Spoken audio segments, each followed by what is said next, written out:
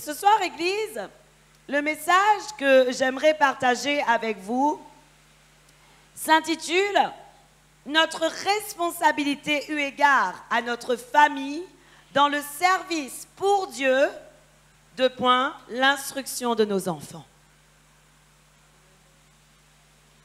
Le message, je répète, c'est notre responsabilité eu égard à notre famille dans le service pour Dieu, l'instruction de nos enfants.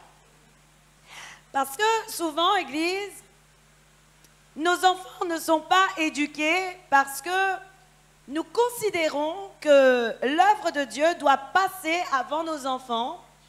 Et donc, nos enfants, malheureusement, le ministère, est au détriment de la progression spirituelle de nos enfants. Et bibliquement parlant, ce n'est pas juste. La Bible nous dit dans 1 Timothée 3, le verset 1 à 5,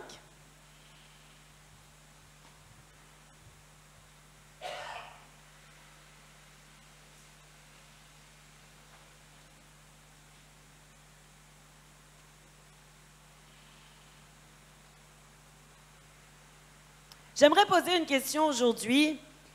Qui sont ceux qui ont des problèmes avec leurs enfants dans l'Église? Avec l'éducation de leurs enfants dans l'Église? Levez bien la main. N'ayez pas honte.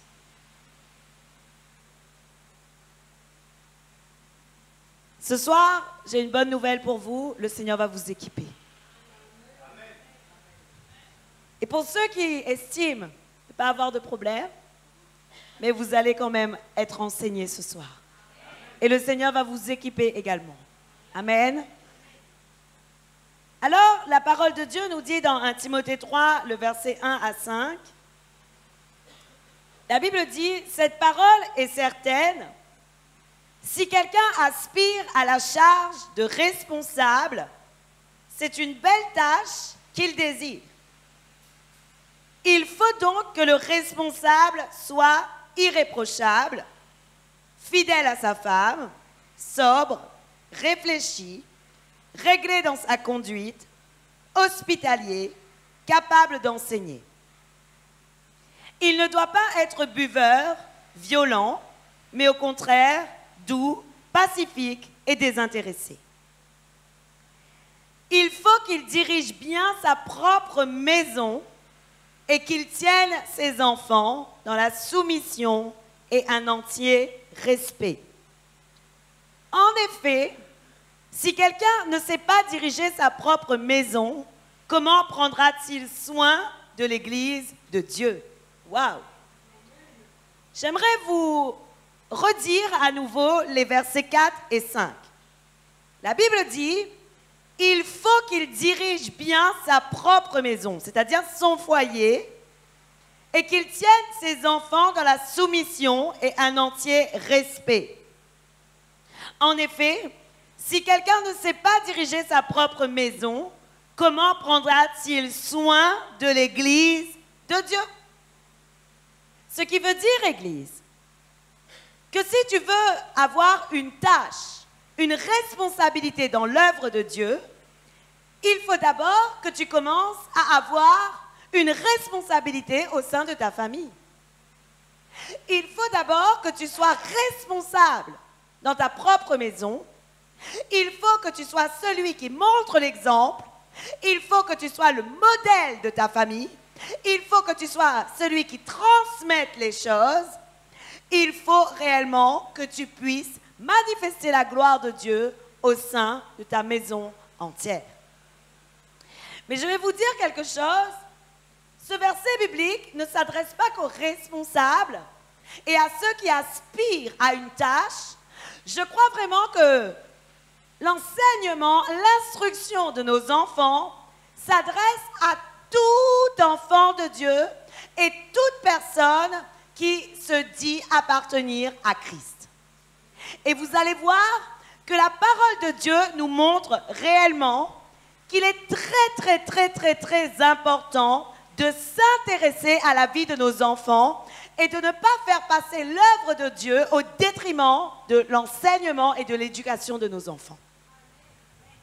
Je vous assure, Église, Et voici ce que la parole de Dieu nous dit dans le psaume 78, le verset 5 à 8. La Bible dit, « Il a établi un témoignage en Jacob, il a mis une loi en Israël, il a ordonné à nos ancêtres de l'enseigner à leurs enfants, pour que la génération future, celle des enfants à naître, la connaisse, et que devenus grands, ils en parlent à leurs enfants. Ainsi, ils mettraient leur confiance en Dieu, ils n'oublieraient pas la manière d'agir de Dieu et respecteraient ses commandements.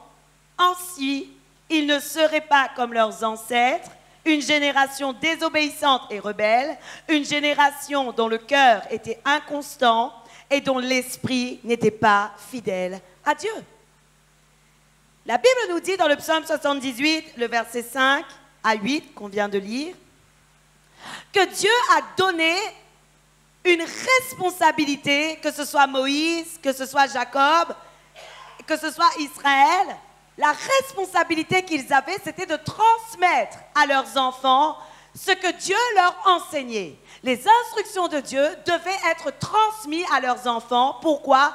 Afin qu'ils ne soient pas dans la désobéissance et afin qu'ils ne soient pas rebelles et inconstants. Mais le problème aujourd'hui est que lorsqu'on regarde le monde, les enfants et les générations futures, les générations qui vont venir, malheureusement, elles sont inconstantes, elles deviennent rebelles et elles deviennent vraiment des enfants désobéissants. Oui ou non?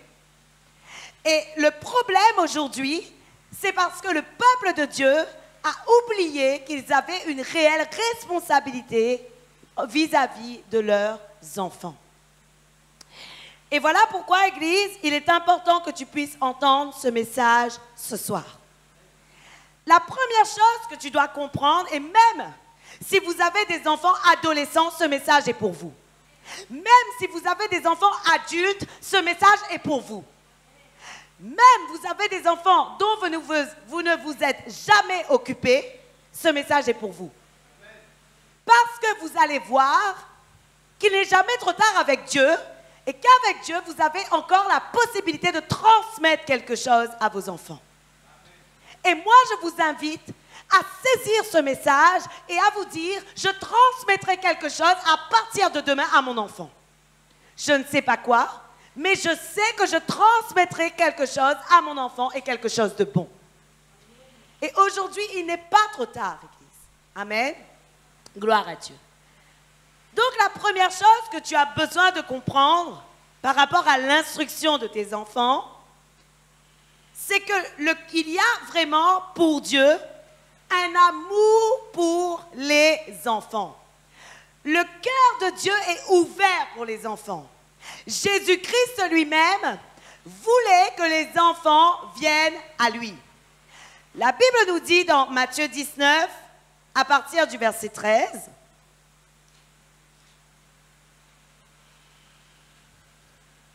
vous allez voir que parfois nous sommes un peu comme les apôtres.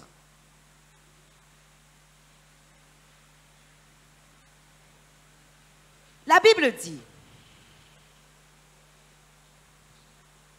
alors des gens lui amenèrent des petits enfants afin qu'il pose les mains sur eux et prie pour eux. Mais les disciples leur firent des reproches. Jésus leur dit, laissez les petits enfants, ne les empêchez pas de venir à moi, car le royaume des cieux est pour ceux qui leur ressemblent. Il posa les mains sur eux et partit de là. La Bible nous montre qu'au moment que Jésus était là, il y avait des gens qui voulaient emmener à Jésus les petits-enfants. Mais les disciples, qu'est-ce qu'ils ont fait? Ils ont commencé à faire des reproches à ses parents et à dire, mais non, ne dérangez pas le maître. Pourquoi je vous le dis aujourd'hui? Parce que parfois, nous sommes dans la même manière d'agir que les disciples. Pourquoi? Nous considérons en nous que nos enfants sont trop jeunes pour recevoir le Messie. Nous considérons en nous que nos enfants sont trop jeunes pour être pécheurs. nous considérons en nous que nos enfants n'ont pas à venir déranger Jésus quelque part, un peu comme les apôtres. Oui ou non? Parce que les parents ont été venus pour amener leurs enfants à Jésus. Et qu'est-ce qui s'est passé à ce moment-là? Ils ont dit, les apôtres, non mais sortez de là, ne dérangez pas, ils leur firent des reproches. Et moi je pense qu'ils ont dû dire, ne dérangez pas le maître parce qu'il a beaucoup à faire. Ça c'est moi qui pense, parce que Jésus était en train de prêcher, Jésus était en train de faire l'œuvre de Dieu, et comme les apôtres ne voyaient pas réellement le mal dans les enfants, ils ont dû dire, mais non, Jésus a beaucoup à faire, alors n'approchez pas. Et alors qu'est-ce que la parole de Dieu nous dit? La Bible nous dit, Jésus a dit, laissez venir à moi les petits enfants et ne les empêchez pas.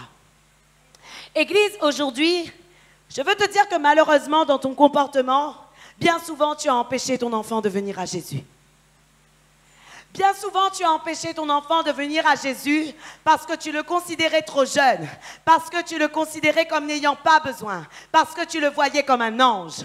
Mais aujourd'hui, j'ai envie de te dire, les anges ne sont que des esprits au service de Dieu. Il les envoie pour aider ceux qui sont sur la voie du salut et ce n'est pas ton enfant. Ton enfant est un homme. Ton enfant, s'il a un âge où il peut discerner le bien et le mal, aujourd'hui, ton enfant peut aussi aller en enfer.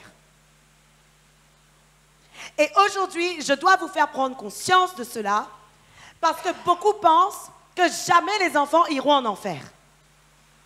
Mais la réalité des choses est que la parole de Dieu nous dit dans Isaïe 7, le verset 15, « L'enfant sera nourri de lait et de miel jusqu'à ce qu'il sache rejeter le mal et choisir le bien. » Ce qui veut dire que tant que l'enfant ne peut pas discerner le bien et le mal, il peut être nourri au lait et au miel, il n'a pas de risque d'aller en enfer, mais quand il commence à discerner le mal et le bien, à ce moment-là, il peut aller en enfer s'il meurt demain.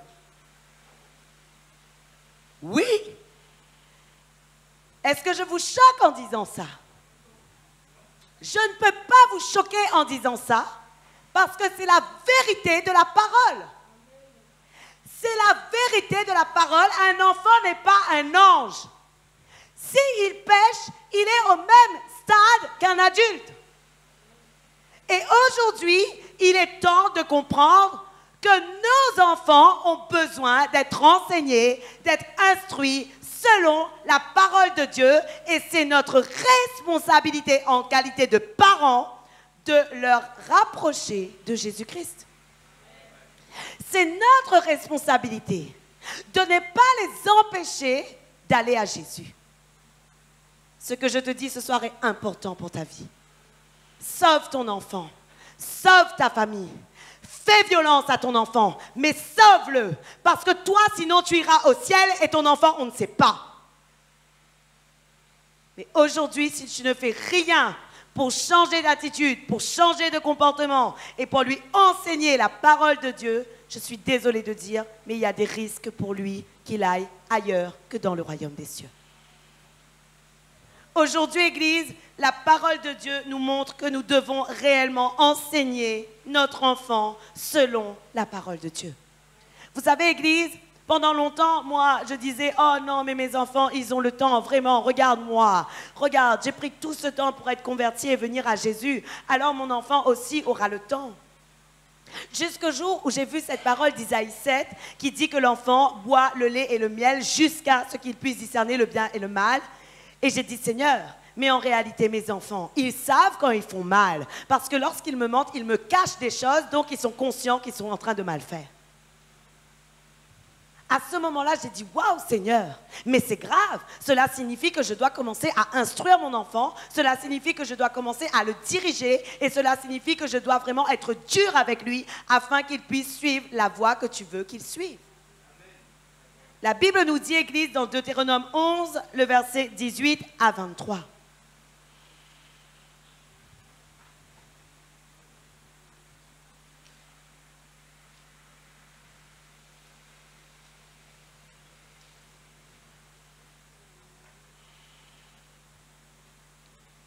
L'Éternel chassera toutes ces nations Pardon, excusez-moi.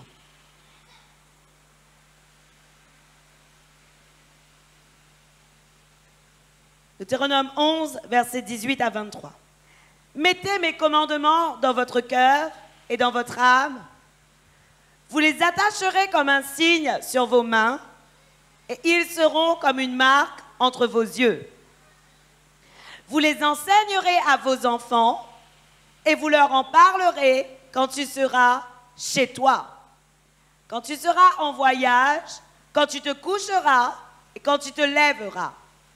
Tu les écriras sur les montants de la porte de ta maison et sur les portes de tes villes. Alors, votre vie et celle de vos enfants dans le pays que l'Éternel a juré à vos ancêtres de leur donner dureront aussi longtemps que le ciel au-dessus de la terre. En effet, si vous respectez tous les commandements que je vous prescris, si vous les mettez en pratique en aimant l'Éternel, votre Dieu, en marchant dans toutes ses voies et en vous attachant à lui, l'Éternel chassera toutes ces nations devant vous et vous vous rendrez maître des nations plus grandes et plus puissantes que vous. Amen. Gloire à Dieu. La parole de Dieu nous dit et nous montre que Dieu avait donné cette recommandation à Moïse et il avait dit, voilà, mettez mes commandements dans votre cœur et dans votre âme. Il dit, attachez-les comme un signe sur vos mains et ils seront comme une marque entre vos yeux. Et Dieu dit à Moïse, vous les enseignerez à vos enfants et vous leur en parlerez. Ce qui veut dire, Église, que Dieu veut impérativement qu'il y ait un enseignement qui soit donné à notre enfant. Aujourd'hui, Église, j'aimerais que tu changes ta mentalité afin de commencer à comprendre que si toi, tu ne commences pas à enseigner ton enfant selon la parole de Dieu, le monde ne se gêne pas à l'enseigner sur toutes sortes de choses contraires à la parole. Le monde ne se gêne pas. Vous savez ce que j'ai fait cette semaine? Je suis allée voir l'école. J'ai écrit un mot dans le cahier de mon fils en disant « Je ne veux pas que mon fils lise ce genre de livre parce qu'on parle d'autres dieux et moi, je suis chrétien. » Et vous savez ce qui s'est passé? On m'a dit, on va vous convoquer au recteur. Je lui ai dit, faites ce que vous avez à faire, faites comme vous voulez, envoyez-moi en prison, mais mon fils ne lira pas ce livre. Amen. Et je vous assure aujourd'hui, Église, nous ne sommes pas appelés à nous conformer au siècle présent. Nous ne sommes pas appelés à nous conformer au siècle présent. Commencez à vous intéresser à la lecture de vos enfants. Ne laissez pas le monde faire comme il a envie avec vos enfants. Mais commencez à regarder le genre de livre qu'il lit. Et vous allez vous rendre compte, à la lumière de la parole, que c'est en train de pervertir l'esprit de nos enfants. Que l'éducation est en train de pervertir l'esprit de nos enfants. Savez-vous que mon fils emmène à la maison des livres qui parlent de sorciers, des livres qui parlent de djinns, et vous voulez que moi, je lui laisse lire ce genre de choses? Jamais! Et aujourd'hui, je te le dis, faites ce que la parole de Dieu vous commande, mais ne commencez pas à vous conformer au siècle présent. Commencez à regarder ce que le monde veut injecter dans la vie de votre enfant. Parce que malheureusement, c'est un monde qui est en train de rendre les enfants rebelles. Et la parole de Dieu nous dit que dans les derniers temps, les enfants seront rebelles à leurs parents. Et si nous ne faisons rien, Église, nos enfants vont devenir rebelles. Je te le dis aujourd'hui, tu as besoin d'enlever tous les tabous que tu avais avec ton enfant. Et tu as besoin aussi de l'enseigner sur la sexualité. Tu as besoin de lui dire réellement ce qu'est la sexualité à la lumière de la parole de Dieu. Parce que si tu ne le fais pas, le monde le fera pour toi. Et tu rateras l'éducation de ton enfant. Tu as besoin d'enseigner la parole de Dieu et tu as besoin d'enseigner les choses du monde à la lumière de la parole de Dieu à tes enfants. Parce que si tu ne le fais pas, Église, je te le dis, à notre grand désespoir, le monde va commencer réellement à pervertir l'âme de nos enfants. Et je vous assure que c'est la vérité. Il y a toutes sortes de lois qui commencent à venir dans les écoles, toutes sortes de lois qui sont contraires à la parole de Dieu, mais qui sont injectées, qui sont infiltrées, afin que l'œuvre de Dieu ne grandisse pas, afin que les enfants deviennent rebelles et afin réellement qu'ils commencent à avoir le vice, qu'ils commencent à avoir un esprit dépassé, un esprit souillé. Est-ce que vous voulez laisser vos enfants dans ces conditions-là, Église? Je vous le dis, nous devons commencer à faire ce que la parole de Dieu nous dit. Et la Bible nous dit, dans Proverbe 22, le verset 6, la parole de Dieu nous dit, « Enseigne l'enfant dès son plus jeune âge, afin qu'il ne s'éloigne pas des voies que tu veux lui donner dans l'âge adulte. » Ça, c'est ce que la parole de Dieu nous dit. La Bible nous dit ceci. Je répète ce verset. La Bible dit, éduque l'enfant d'après les voies qu'il doit suivre, et même quand il sera vieux, il ne s'en écartera pas. Ce qui veut dire, Église, que nous devons réellement enseigner nos enfants selon la parole de Dieu. Nous devons commencer à prendre la parole de Dieu comme appui et nous devons lui dire, voilà ce que la parole de Dieu te dit par rapport à la sexualité. Voilà ce que la parole de Dieu dit par rapport aux esprits. Voilà ce que la parole de Dieu dit par rapport aux démons. Voilà ce que la parole de Dieu dit par rapport à tous les sujets de la vie et réellement l'intention d'éduquer ton enfant. Et l'intention de lui donner l'éducation selon la parole de Dieu. Parce que malheureusement, le monde n'est pas là à dire « ils n'ont que 9 ans, mon fils a 9 ans » et on lui donne ce genre de livre à lire. Pensez-vous que cela est normal? Pensez-vous qu'à 9 ans, mon fils peut comprendre ce qui se passe, mais dans le spirituel, il y a des choses qui se passent. Sauf que lorsque tu vas expliquer ça au monde, ils ne peuvent pas te comprendre parce qu'ils sont morts spirituellement. Alors ne perds pas ton temps à expliquer au monde ce que toi tu sais et ce que la parole de Dieu te révèle, mais révèle à ton enfant qu'il faut qu'il ait un esprit critique sur tout ce qu'on va lui donner à l'école pour avoir et pour lire et pour apprendre. Tu dois commencer à faire avec ton enfant ce que la parole de Dieu nous demande. N'ayez pas peur, Église, de parler de la vérité à votre enfant. N'ayez pas peur de leur donner de l'amour. N'ayez pas peur de leur montrer que vous êtes présent pour lui. N'ayez pas peur de prendre le temps à parler avec eux de ce qu'ils font à l'école. Prenez le temps de le faire parce que votre absence risque vraiment de voler les années à votre enfant et votre absence risque de faire gagner du terrain au diable dans la vie de vos enfants. Si vous n'êtes pas présent afin d'éduquer vos enfants, afin d'instruire vos enfants, afin de les enseigner, le diable, lui, va se faire un plaisir de l'éduquer comme il veut. Mais aujourd'hui, Église, nous devons prendre conscience que nous devons être présents dans l'éducation de nos enfants. Nous devons être présents dans ce qu'on leur apprend à l'école. Nous devons être présents dans ce qu'ils doivent faire. Et nous devons le faire avec la douceur. Parce que la parole de Dieu nous dit dans Colossiens 3, le verset 21, je vais vous dire quelque chose, ce message s'adresse à tout le monde. Ceux qui ont des enfants, ceux qui n'en ont pas, ceux qui ont des petits-enfants, parce que nous avons un devoir de transmission de la parole de Dieu. Vous savez, il y a un verset biblique qui dit « Allez, faites des nations des disciples et baptisez-les au nom du Père, du Fils et du Saint-Esprit. » Vous savez ce qui veut dire qu'un disciple doit savoir enseigner, qu'un disciple doit savoir transmettre. Un disciple transmet parce que la Bible dit « Allez, faites des nations des disciples. » Donc si tu es disciple, tu dois faire des disciples, donc transmettre. Ce qui veut dire, Église, que ce que tu apprends ce soir, c'est afin réellement que tu puisses réellement manifester la gloire de Dieu dans l'éducation des enfants qui t'entourent.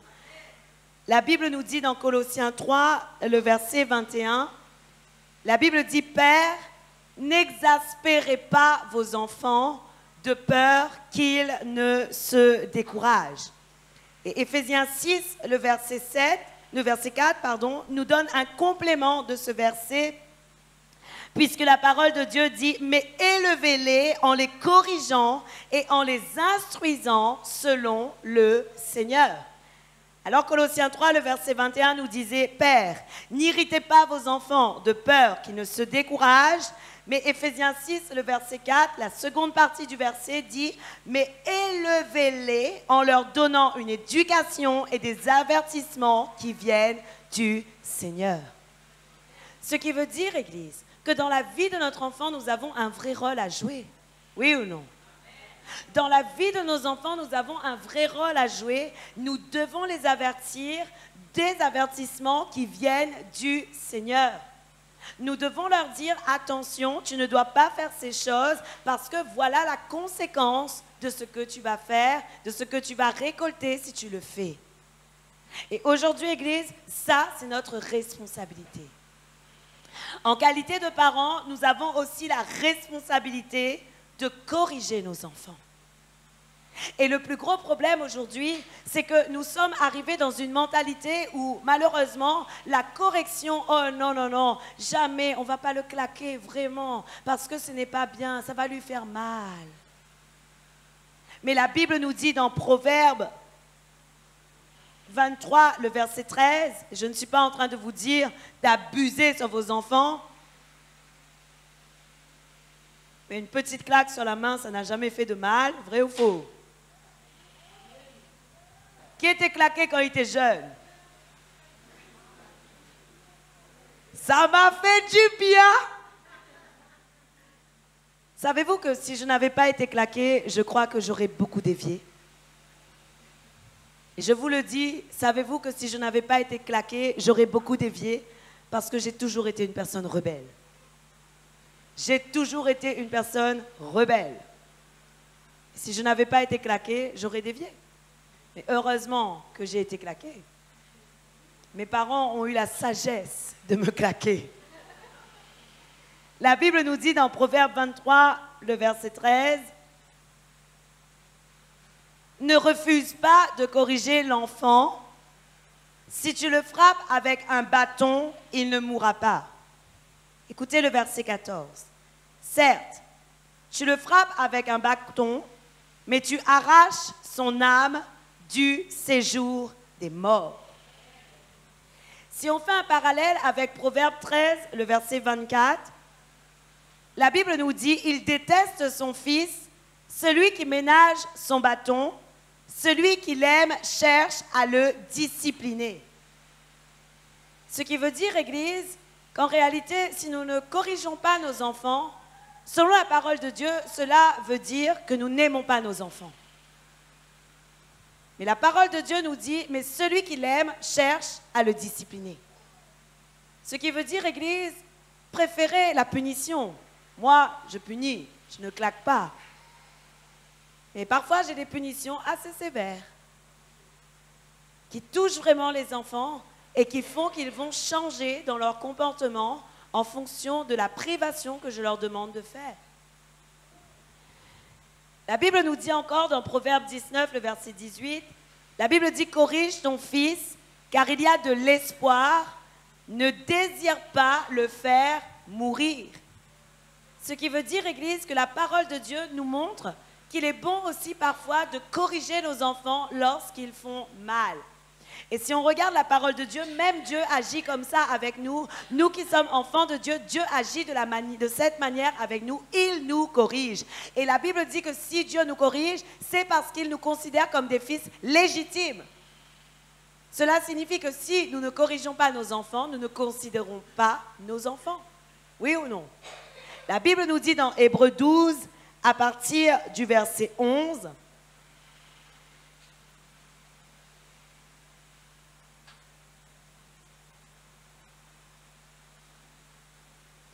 la Bible dit, « Certes, au premier abord, toute correction semble un sujet de tristesse et non de joie. Mais elle produit plus tard, chez ceux qu'elle a ainsi exercés, un fruit porteur de paix, la justice. » Qu'est-ce que la parole de Dieu nous dit? Au premier abord, la correction semble un sujet de tristesse, et ça, c'est sûr. Mais la parole de Dieu dit, mais ensuite, elle produit un fruit, et le fruit qu'elle produit, c'est la justice. Aujourd'hui, Église, je vous assure, nous devons comprendre ce que le Seigneur nous demande de faire. Comme je vous ai dit, n'abusez pas sur vos enfants, ce n'est pas ce que je suis en train de vous enseigner ce soir. Mais je vous le dis, ne soyez pas trop souple avec eux. Parce que si vous êtes trop souple avec eux, si vous êtes trop laxiste, malheureusement, ils vont s'égarer de la vérité et ils vont aller vers le mal. Et aujourd'hui, nous avons besoin de comprendre que nous avons besoin d'avoir la sagesse et nous devons être justes dans l'éducation que nous voulons transmettre à nos enfants et nous devons faire attention à ce que nous faisons. Mais si nous ne travaillons que pour le ministère, si nous ne travaillons que pour l'œuvre de Dieu et que nous ne regardons pas à nos enfants, je suis désolée de dire, mais on va manquer à l'éducation de nos enfants et ça, c'est une certitude. On va manquer à leur éducation et on va dire à Dieu, Seigneur, mais tu m'as trompé, tu m'as dit de te servir, tu m'as dit de faire ce que je voulais pour ta maison, tu m'as dit de faire ce que tu voulais pour ta maison et voici que mon enfant, lui, il ne te suit pas. Mais Dieu va te dire, tu ne peux t'en prendre qu'à toi-même parce que je t'ai demandé de me servir, je t'ai demandé de travailler pour moi, mais j'ai aussi demandé à ce que tu sois responsable vis-à-vis de tes enfants. Et nous avons besoin de comprendre que parfois nous-mêmes, nous créons le problème dans notre vie.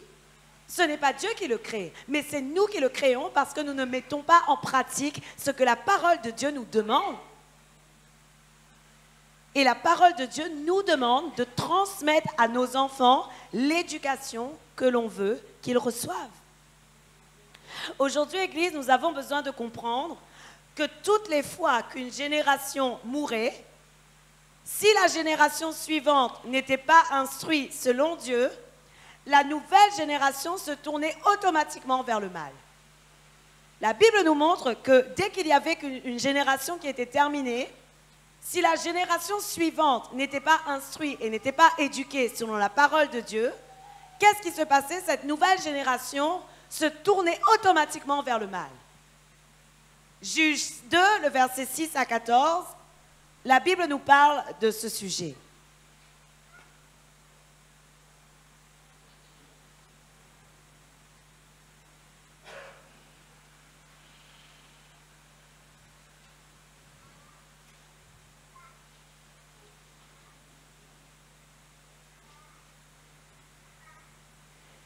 La Bible dit, Josué renvoya le peuple et les Israélites se rendirent chacun dans le territoire qu'il avait reçu en héritage pour prendre possession du pays. Continue. Le peuple servit l'Éternel pendant toute la vie de Josué et pendant toute la vie des anciens qui lui survécurent et qui avaient vu toutes les grandes choses que l'Éternel avait faites en faveur d'Israël. Josué, fils de Noum, serviteur de l'Éternel, mourut à l'âge de 110 ans. On l'ensevelit dans le territoire qui lui avait été attribué, à Timnath-Hérès, dans la région montagneuse d'Éphraïm, au nord du mont Gash. Toute cette génération alla rejoindre ses ancêtres, et après elle surgit une autre génération qui ne connaissait pas l'Éternel, ni ce qu'il avait fait en faveur d'Israël. Ce qui veut dire que la première génération et la génération de Josué connaissaient l'Éternel, respectaient l'Éternel, d'accord? Mais la Bible nous montre que tous ceux qui étaient dans cette génération et ceux qui étaient avec Josué sont allés rejoindre leurs ancêtres, c'est-à-dire ils sont morts. D'accord? Tout le monde comprend ça. Et voici ce que la parole de Dieu dit. La Bible dit que cette nouvelle génération ne connaissait pas l'Éternel, ni ce qu'il avait fait en leur faveur, en la faveur d'Israël. Et voici ce qui se passe. Les Israélites firent alors ce qui déplaît à l'Éternel et servirent les Baals. Ils abandonnèrent l'Éternel, le Dieu de leurs ancêtres, celui qui les avait fait sortir d'Égypte, et ils suivirent d'autres dieux pris parmi les dieux des peuples qui les entouraient. Ils se prosternèrent devant eux et irritèrent ainsi l'Éternel. Continue. Ils abandonnèrent l'Éternel et servirent Baal et les Astartés. Le verset 14.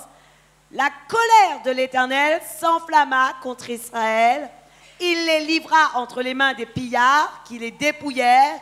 Il les vendit aux ennemis qui les environnaient, de sorte qu'ils ne purent plus résister à leurs ennemis. Voyez-vous la dangerosité qu'une génération perde l'enseignement de ceux qui a précédé la génération d'avant? La Bible nous montre que la génération qui est venue après Josué ne connaissait pas l'Éternel. Et alors, qu'est-ce qui s'est passé? Ils se sont tournés vers les idoles. Ils se sont tournés vers les dieux de Baal. Et qu'est-ce qui s'est passé? La promesse que Dieu avait faite à leur père a été effacée.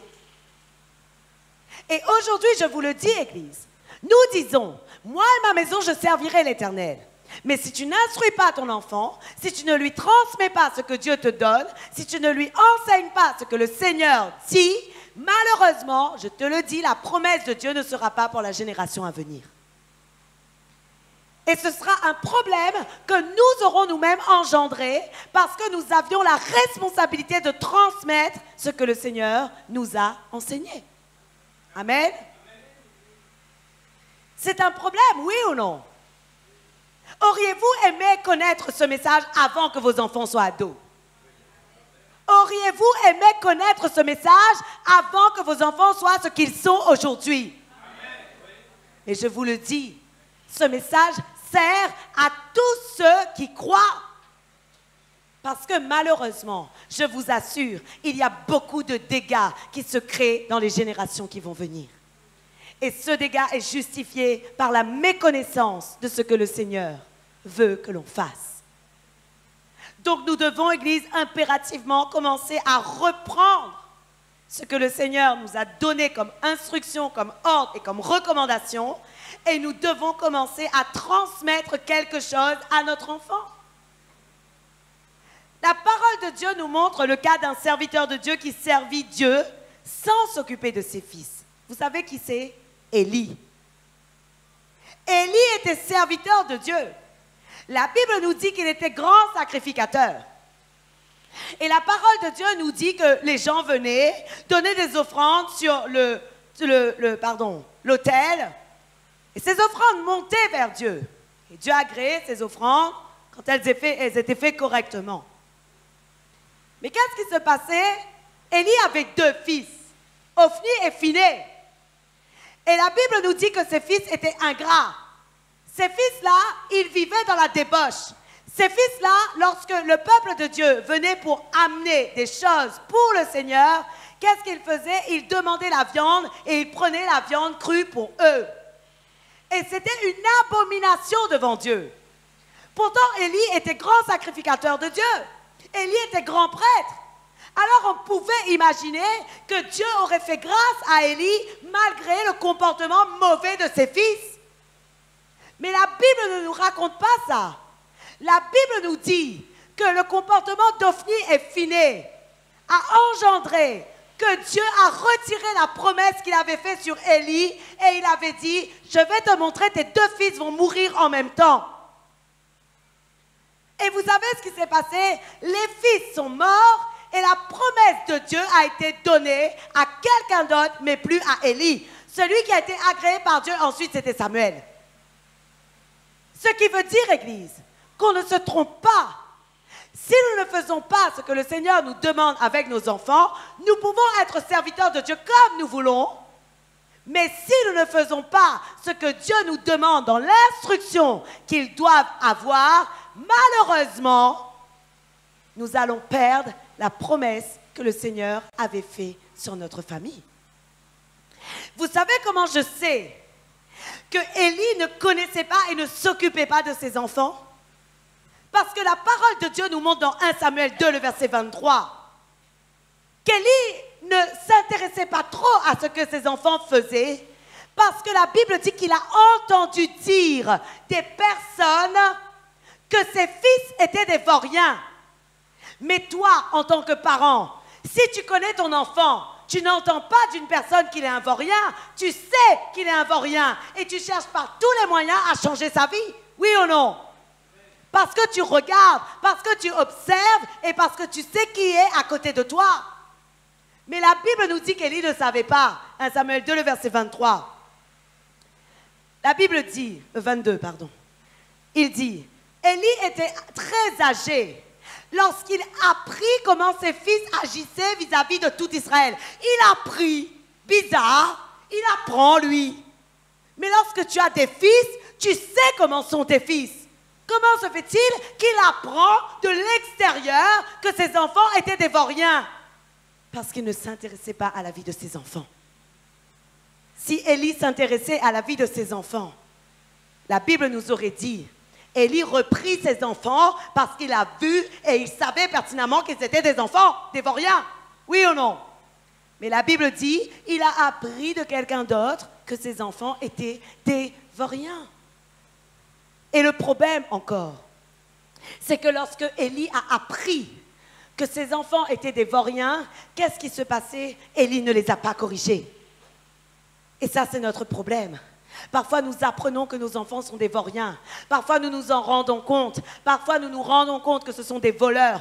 Parfois, nous nous rendons compte que ce sont des personnes qui, malheureusement, sont en pris d'alcool ou de drogue. Mais nous ne faisons rien. Et c'est un problème, Église. Parce que notre responsabilité serait même, je dirais, de le faire arrêter. Parce que ce qu'il fait n'est pas bon afin qu'il soit corrigé et qu'il change. Mais le problème aujourd'hui, c'est que nous laissons trop nos enfants faire. Et alors, qu'est-ce qui s'est passé ensuite? Dieu a dit, comment se fait-il que tu aimes plus tes enfants, que tu honores plus tes enfants que moi? Savez-vous pourquoi Dieu a posé cette question à Élie? Parce qu'en réalité, il a voulu dire à Élie, Élie, je t'avais fait une recommandation, je t'avais demandé d'enseigner tes enfants et ça c'était une instruction, c'était un ordre. Je vous avais dit, je vous donne ma parole, je vous donne mes commandements et donnez et transmettez à vos enfants. Et alors comme Élie n'a pas fait, cela prouve qu'il aimait ses enfants plus que Dieu, parce que lorsqu'on aime Dieu plus que ses enfants, on fait tout ce que Dieu nous demande, même si cela nous fait du mal, même si cela ne nous fait pas plaisir, et même si cela va à l'encontre de nos habitudes vis-à-vis de nos enfants. Parce que nous savons que si nous voulons vraiment honorer Dieu, si nous voulons vraiment obéir à sa parole, et si nous voulons vraiment lui prouver qu'on l'aime, nous devons respecter tout ce qu'il nous demande de faire. Ce qui signifie, Église, que nous avons une réelle responsabilité vis-à-vis de notre Dieu. Malheureusement, bien souvent, nous pensons, mais c'est trop dur ce genre de message. Vraiment, le pasteur il dit ça, mais moi jamais je ne ferai ça avec mes enfants. Fais comme tu veux. Et moi aujourd'hui, le Seigneur a parlé à mon cœur. Et le Seigneur m'a dit que si on ne faisait rien, les générations à venir vont être des vauriens. Si on ne ferait rien, les générations à venir ne vont rien recevoir de la promesse qui était pour eux. Si on ne fait rien, la promesse qui est pour eux ne va pas les atteindre parce qu'ils ne seront pas éveillés pour recevoir le Saint-Esprit qui est donné gratuitement. Et aujourd'hui, Église, nous avons une obligation et nous avons une responsabilité qui est de faire ce que la parole de Dieu nous demande de faire. Amen. Alors commence à enseigner. Commence à prouver à ton enfant que tu es là pour lui. Commence à l'aimer. Commence à le reprendre. Commence à le conseiller. Commence à te donner un droit dans sa vie. Parce qu'il y a des parents aujourd'hui qui considèrent « je n'ai pas droit dans sa vie, il est grand, il est adulte, il est mature ». Mais je vais te dire quelque chose. Il sera toujours ton enfant, même à l'âge adulte. Et alors qu'il est adulte, tu as quand même un droit dans sa vie. Et ce droit, c'est la parole de Dieu qui te le donne. Ce droit, c'est la parole de Dieu qui te dit que tu dois faire ce que le Seigneur te demande de faire. Et pourquoi la parole de Dieu nous dit ça, Église? Parce que le Seigneur veut se servir de nos enfants. Pourquoi Dieu nous demande d'éduquer nos enfants? Pourquoi Dieu nous demande d'enseigner nos enfants? Pourquoi Dieu nous demande de leur montrer de l'amour? Pourquoi Dieu nous demande de vraiment respecter ses prescriptions? Parce que Dieu veut se servir de nos jeunes enfants. La Bible nous dit que Jésus-Christ craignait Dieu à l'âge de 12 ans. Et donc à l'âge de 12 ans, Jésus-Christ était celui qui enseignait la parole. Jésus-Christ était celui qui était là dans la synagogue et il enseignait la parole. Et lorsque ses parents venaient pour lui dire, mais que fais-tu? On te cherche partout. Jésus a dit, mais pourquoi me cherchez-vous? Je suis là pour faire la volonté de mon Père. Et aujourd'hui, je vous le dis, Église, nos enfants pourraient être utilisés puissamment par le Seigneur.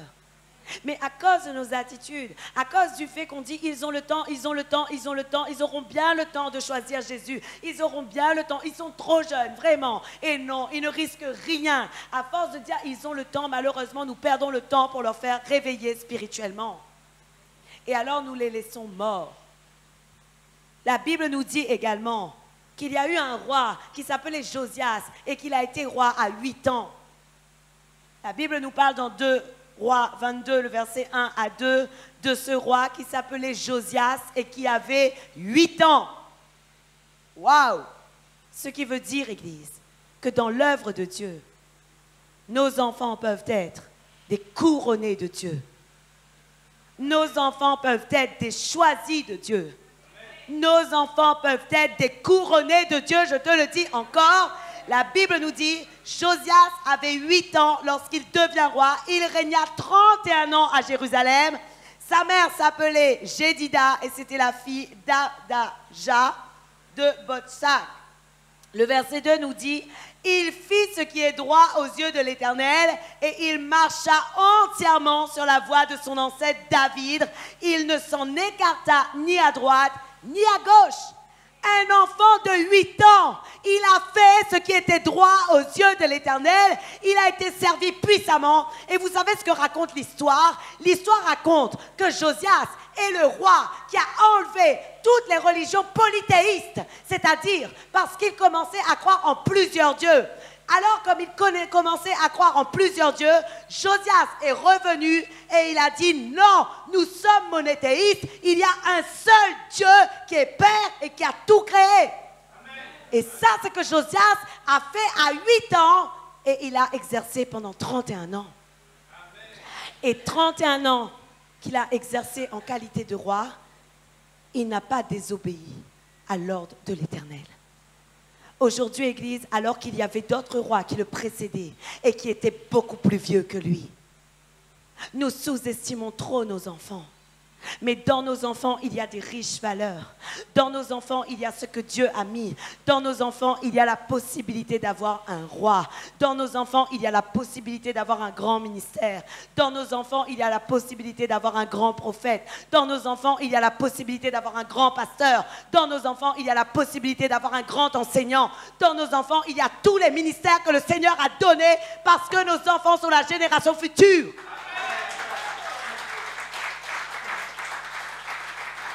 C'est ce que vous avez besoin de comprendre, Église. Vous avez besoin de comprendre que vos enfants ne sont pas moins que nous. Nos enfants sont aussi importants que nous et le Seigneur veut les élever. Maintenant, j'ai quelque chose à te dire. Si tu n'as pas su t'occuper de ton enfant plus tôt, ce que le Seigneur m'a dit par rapport à ces personnes. Le Seigneur a mis dans mon cœur que tu dois pleurer pour tes enfants et demander à Dieu pardon de ne pas avoir respecté sa parole avant tout. La première chose que tu dois faire, non pas pleurer sur le sort de ton enfant, ce n'est pas ce que je viens de dire, parce que tu n'as pas à pleurer sur ce que ton enfant fait, mais ce que le Seigneur a mis dans mon cœur, c'est que tu dois te lamenter et pleurer afin que le Seigneur te pardonne pour ce que tu as fait, parce que tu n'as pas honoré sa parole et parce que tu n'as pas respecté ses prescriptions. À partir de là, lorsque tu auras demandé à Dieu pardon, les prières que tu feras en sa présence seront entendues. À partir de là, lorsque tu auras demandé à Dieu pardon, tu vas commencer à arracher l'âme de ton enfant dans le royaume des ténèbres. Si ton enfant est adulte aujourd'hui, c'est ce que tu dois faire. Si ton enfant est adulte aujourd'hui, je te le dis, c'est ce que tu dois faire. Tu dois pleurer devant Dieu et lui dire pardon d'avoir péché contre sa parole, contre ses prescriptions et contre ce commandement. Ensuite, tu vas commencer à réclamer la vie de ton fils dans le royaume de son fils bien-aimé qui est Jésus-Christ. Et tu vas persévérer. Et tu vas persévérer jusqu'à ce que ton enfant revienne à Jésus-Christ. Parce que j'ai quelque chose à vous dire.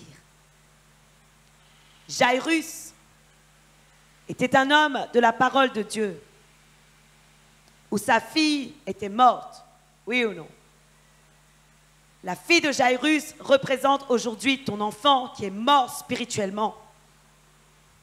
Jairus, c'est toi. Et la fille de Jairus représente ton enfant qui est mort spirituellement aujourd'hui. Mais ce que Jairus a fait, Jairus a persévéré. Et pourtant, il y a eu 2 obstacles avant que Jésus vienne chez lui pour faire réveiller sa fille.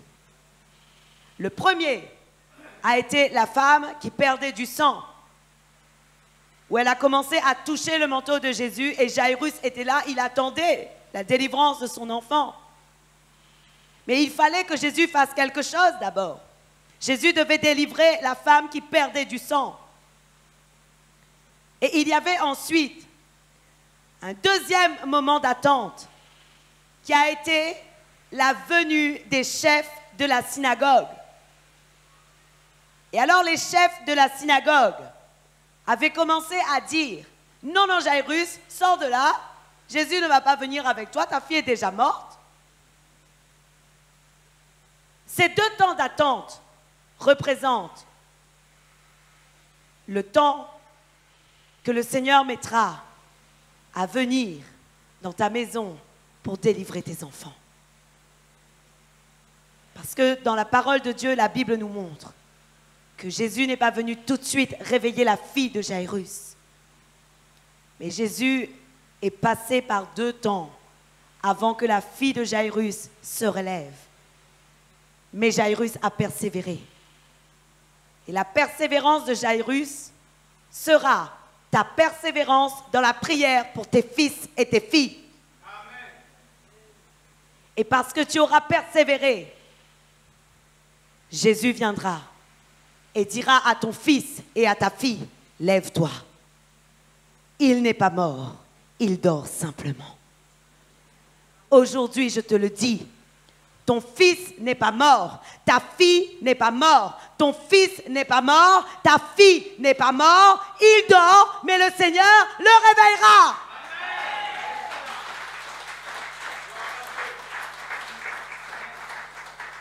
Tu dois commencer à faire ce que Dieu te demande. Parce que le Seigneur m'a révélé que seulement comme ça, ton fils sera délivré. Amen. Seulement comme ça, ton fils et ta fille sera délivrés. Et pour les autres, où vos enfants sont encore en âge petit, mettez en pratique la parole. Éduquez-les, tant qu'il est encore temps. Parce que le jour viendra où ils ne vous écouteront plus.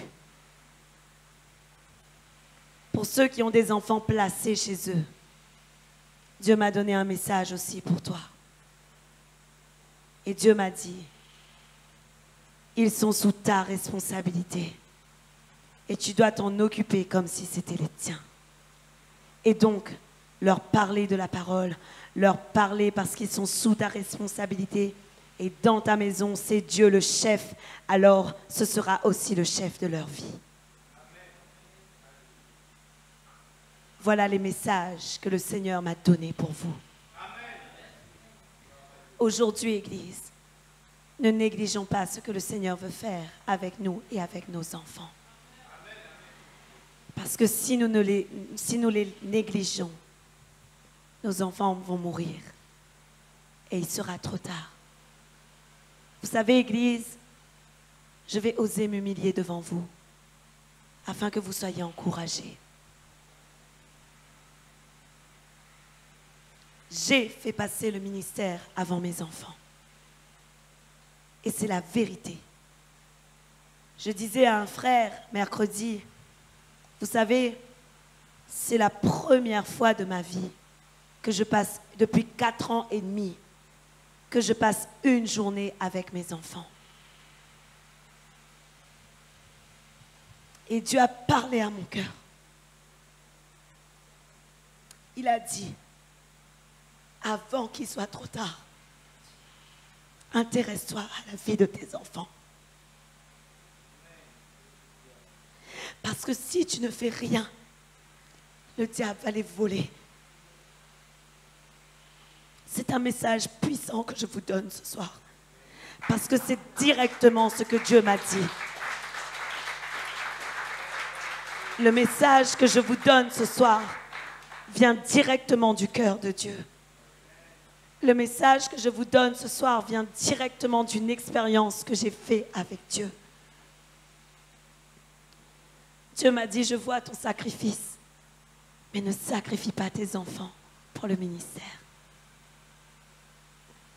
Prends soin d'eux aussi. Et je vous assure, je suis restée 2 jours dans les lamentations, dans les pleurs, dans les larmes, à dire, Seigneur, pardonne-moi, parce que je n'avais pas vu qu'en voulant rendre service à tout le monde, en voulant être présente pour tout le monde, en voulant être là, le berger de tous, j'ai oublié mes enfants. Et Dieu m'a dit, il y a un temps pour tout. Un temps pour le service et un temps pour tes enfants. Ce soir, je te le dis, profite des moments que tu peux avoir avec tes enfants. Commence à les enseigner. Commence à les instruire. Et si tu n'as jamais rien pu donner à tes enfants,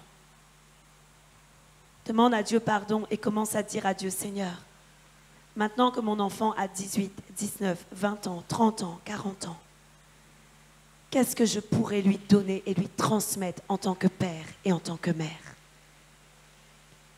Parce qu'aujourd'hui, il y a encore des choses que tu peux transmettre à tes enfants. N'attends pas que tout soit fini pour transmettre. Parce que Dieu veut que tu transmettes quelque chose à la génération que tu laisseras derrière toi. Et aujourd'hui, transmets de bonnes valeurs, même aux jeunes adultes.